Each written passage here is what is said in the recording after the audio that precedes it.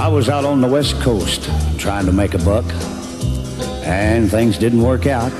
I was down on my luck. Got tired of roaming and bumming around, so I started thumbing back east toward my hometown.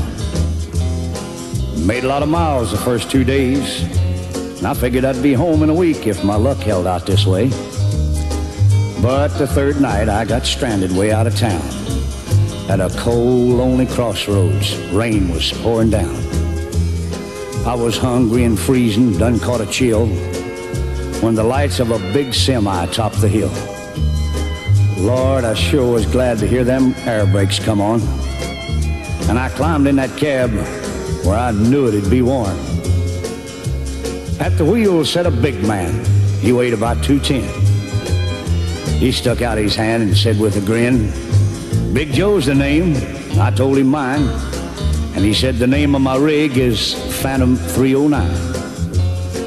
Well, I asked him why he called his rig such a name. He said, "Son, this old Mac can put 'em all to shame. There ain't a driver or a rig running any line that's seen nothing but taillights from Phantom 309. Well, we rode and talked the better part of the night when the lights of a truck stop came in sight. He said, "I'm sorry, son, this is as far as you go, 'cause I gotta make a turn just on up the road." Well, he tossed me a dime as he pulled her in low and said, "Have yourself a hot cup on old Big Joe." When Joe and his rig roared out into the night, in nothing flat, he was clean out of sight. Well, I went inside and ordered me a cup, told the waiter Big Joe was setting me up. Oh, you could have heard a pin drop. It got deathly quiet, and the waiter's face turned kind of white. "Well, did I say something wrong?" I said with a halfway grin. He said, "No, this happens every now and then. Every driver in here knows Big Joe. But son, let me tell you what happened about 10 years ago. At the crossroads tonight where you flagged him down, there was a busload of kids a-coming from town.